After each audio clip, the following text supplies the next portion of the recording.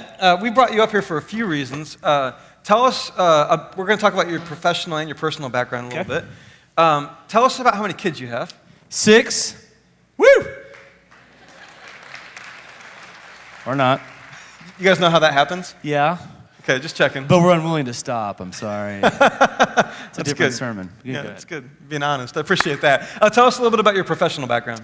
Well, I've been on staff here about 2.5 years, and before that, I was a professor at Bethel College in Notre Dame a little bit, and we actually moved down to the area in 2002 so that I could do my master's and PhD at Notre Dame. So that's my educational background in cognitive neuroscience psychology, which sounds all fancy, but basically what it means is how the mind processes information.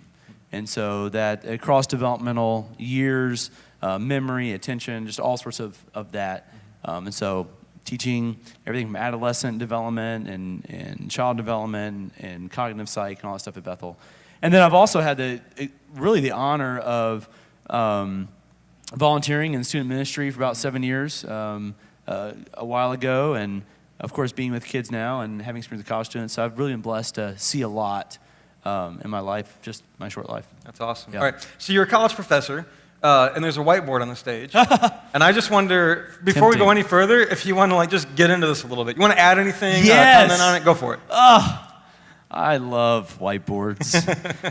And laughing, I'm not sure if that's a good thing or not. But anyway, so when I saw you bring this out and kind of where you're going with this, some things sparked in my mind. So for instance, this idea of no absolutes here. A lot of people in the world today, families, parents, etc., would say, "Oh yeah, well, there's no absolute. So this should be blank, you know." But that's actually not true, because your belief is that there are no absolutes. So your belief is there is no truth, okay? And that does something, okay? I'm going to explain in just a second within families, okay? Because and let me say this first before I move on. We are really passionate around here about families, and we understand that it's not always parents. It may be parent, step-parent, grandparent, aunt, uncle, best friend, whatever your family looks like, whatever shape or size it is, you're welcome here. Online, you're welcome here, okay? We want to value family however it comes. So in no absolute world here, this is what you believe, then, well, what's left? If there's no truth beyond myself, if there's nothing to anchor myself to, what's left? Well, me. So I'm gonna value me. The posture that I take, the attitude that I take is there's nothing beyond me that I can rely on that's true, and so I rely on myself. And whatever I think and feel, well, it's going to be right then, because there's nothing beyond me. And so was the practice? Well, then, whatever mood I'm in, whatever impulse I may have, then I'm going to do what I want because I'm right. Whatever I feel in the moment is right because there's nothing beyond that. So I'm going to can I get a little practical, a little more practical here? Sorry. So if you have a small child, okay, and this can differ obviously if they're 2 or 3 and all they want is just another bag of goldfish, or maybe a little bit older and they want to play Xbox for approximately 6.5 hours on a day, and you as a loving, wise parent or caregiver says no. Well, their reaction, because they're living in this world where maybe they don't think there's anything beyond themselves, is no, mom, dad, grandma, whoever, you might not have understood me. See, I'm in the mood for this thing, and if I am, then that means I'm right. And it's just earth-shattering. It's like, you said no? That doesn't even make sense because I'm right. And they throw a fit. There's all kinds of drama awards going out to families across Michiana. And so do you see? Because there's nothing beyond for them to anchor to. And as you get older in teenage world, it looks a little bit different because when in the teenage years, and granted, I don't have teenagers currently, but in teenage world, you're starting to form identity. Who am I? What am I made for? And that ultimately, because we're created in God's image, really speaks to our worship orientation. We have a bent towards worship because we're created in God's image. And so you're really hitting on all cylinders on this in adolescence is what are you going to worship? And obviously, you can worship God here, or you can worship something else. And anything other than God is an idol. Okay? And so how do you worship God? Well, that's where these truths come in. Because I know the truth about this or about that, I have these absolutes, I know this truth that is beyond myself, then I'm going to worship God, who is greater and always right and always perfect and always loving, because that's the truth. That is stronger and more of an anchor than anything else. But once again, if you don't have that, if you believe there is nothing like that, there is no absolute truth, well, what are you going to worship? The means by which you worship is going to go through the filter of me, what I want. And so if a teenager's in a really dark mood, they're going to worship really dark things. And that's going to lend some of their heart to, and their time, and their energy, and their money, and all of their attitudes going to go that way. If it's really awesome things, and excitement is like, woo, I can't wait for the next whatever it is, the next trip, the next thing that comes out, because they're worshiping that excitement out of what they think is the best they can do themselves, what they feel, what is right. Okay? And so it looks a little bit differently. Again, there's a lot more things that we can do to unpack this, and we will be doing that at the Parenting Foundations for all age groups, my wife and I. And my wife is way better than I am, but she's home with the kids right now, so sorry, you get me. But for instance, these are little nuggets. If all your rewards in your family are based on what the child wants all the time, their desires, well, how in the world are they ever going to learn preference for others? Because they think the value system's about what I want. Or, if it's all about the experience and woo, this trip and that all the time, and yet someday you want them to grow up to be content and happy in the little things and rely on God alone. Well, right, those things don't work together. And so we'll be unpacking a lot more about those principles at the seminar. Awesome. And best way to register for that online, gccwire.com? Yep. Awesome. So I've got a friend whose parenting I really respect, as I've kind of watched him and his family, and he's got like middle school, high school, college kids moving through adolescence and moving toward adulthood.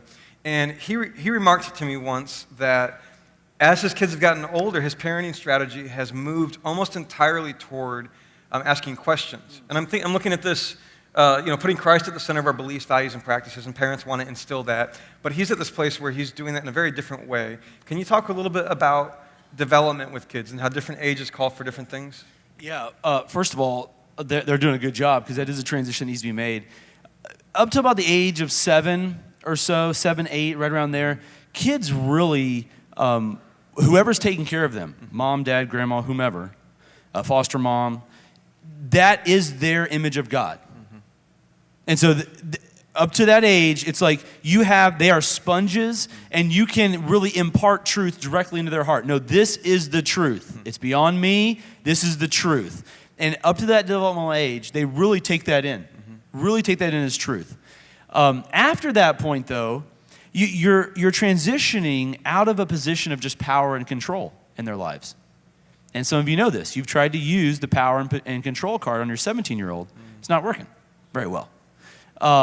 And so at that point in preteen years, early teen, you're transitioning into influence and relationship. Influence and relationship. Well, of course, how to establish a relationship is about caring for someone over time. It's not just a one-time deposit. It's the everyday caring for them, loving them. And so if your friend is asking questions with his son or daughter or whatever, that's fantastic. Because that dialogue allows the child to have a voice, which is huge for a relationship. I mean, I know you guys realize this. Listening is not just what you do in between talking, okay? That's not the definition of listening. Listening is listening to the heart, investigating the heart of someone else and seeing it through godly wisdom. And that's a great thing to do if you're trying to move into influence move into relationship, so that in turn, they will still give you a voice in their life. So yeah, there are some definite transitions that are going to happen. Yeah, awesome. I want to machine gun 3 more at you quickly. Okay. Because they're all really important, and I've heard you say some really helpful stuff on all of these. What would you say to parents who look at this thing about belief and values and they say, I don't know who I am to like try to build our family around that because I haven't lived for that in the past. Maybe they feel hypocritical or something. Can you speak to that? Yeah. First of all, don't believe the lie that it's too late. Do not believe the lie that you've messed up so badly that there's nothing you can do now, so just give up. They're out of control. No. That is a straight up lie. Don't believe that. Also, don't believe the lie that it's supposed to be super easy, because that's not the case either. It's going to be hard. It's going to be challenging, but it will be worth it. And so, if you're at that space, there's really good news, because to establish a relationship, see the goal of parenting is really to become an amazing investigator of your child's heart, a gardener of their heart, to nurture and grow their heart, not just focus on their behavior. I mean, Scripture in Luke 6:45 talks about what comes out of the mouth starts in the heart. Out of the overflowing, the abundance of what's been stored up in the heart comes out of the mouth. And so if you're just looking at what comes out of the mouth, the words, the behaviors, you're missing the mark. But parents have been assigned, look to the heart, work on the heart. And again, this is the good news. It's a lot easier and straightforward to work on the heart with a relationship than it is to just try to keep rules for 24 hours a day. And no matter where you are, some of you may be like, I'm far from God, I don't know about that. There is no greater experience right now for you to journey to God together with the child. I mean, it's a fantastic thing to work on your relationship together. And so really, doing some things over time, consistently, starting wherever you are right now, it is not too late. One of the experiences that we've both had as a part of our church that's so beautiful is when we do the baptisms a couple times a year, and we have the pools here in the auditorium, and we've both gotten to be in the pool when a parent and a kid get in together, and they're kind of starting that journey together, I think. Maybe the parent feels like they're kind of late in life, but they're not, and it's beautiful. Yeah, it's awesome. Let me turn, how about this? Especially on the belief level here, what would you say, you've got parents and they've got kids, and their kids have sort of outright said, the Christian thing, I'm not doing it, I'm not buying it, I'm not in on that. Mom, Dad, you can't make me, what would you say to all that struggle? First of all, that is difficult. I mean, that is a tough place to be. We'll unpack this more during the Parenting Foundations, but again, there are certain things you can do consistently over time, starting wherever you are right now, that is not going to, the point of it is not to change the behavior of your child, right? If you're entering into this conflict, entering into this with, I got to change the behavior of my child, no. You live a life that's honoring to God, and your children's behavior will change as a byproduct of your life. There is no greater evidence in the life of your child, I don't care how far they are away, there's no greater evidence in the life of your child as seeing you fall in love with Jesus. Awesome. Seeing you have this life coming out of you that is amazing. And there are some things that you can do to really move forward in that process. And your child will see that. You mentioned last night we were talking about this, and this will take us to the one last thing we want to hit real quick. The role of other environments, especially in that struggle. Can you talk about that a little bit? Absolutely. And again, I'm speaking on behalf of an absolutely fabulous team here at Granger Community Church. I mean, you have John Keim in charge of student ministry. He's doing a fabulous job. And then you have Greer and Kyle over at LaPorte, and you have Andrew over at Elkhart, and Sherry Wolfgang's director at Elkhart for kids, and Heather over at LaPorte. And then you have Chris Whitmire for the ELC, Early Learning Center. And so it's an entire team. And I'm just speaking on behalf of them that we have unbelievably fabulous, tangible tools for every stage of life for your family. It's everything from black and white books for infants because they can't see color, to wristbands that will help you start conversations with your child, to a great Facebook page for kids, but also for for Granger Student Ministries where you can dialogue with other parents and with the staff about things. Take home sheets of paper and stuff online at GCC Wired. And I mean, the list goes on and on. ELC has separate stuff too that they're doing, on and on and on. And that's great. And it is fabulous. But that's not the root of everything that we do. And so I'm going to let you in a little bit of secret here. There is one thing that we all believe is more important than any of that. There's one thing that we hope that you will see in what we try to do to partner with you as a family. There's one thing that when you get the idea. There's one thing that we are committed to, and that is to form a genuine and authentic relationship with your child, with your student, that they can't get anywhere else. Because we've all decided we cannot outproduce Disney. We can't out-entertain the Xbox and everything else. It's impossible. So we're going to give your student, your child, something that those other companies in the world cannot, and that is authentic relationship with someone they can trust that is not mom, dad, grandma.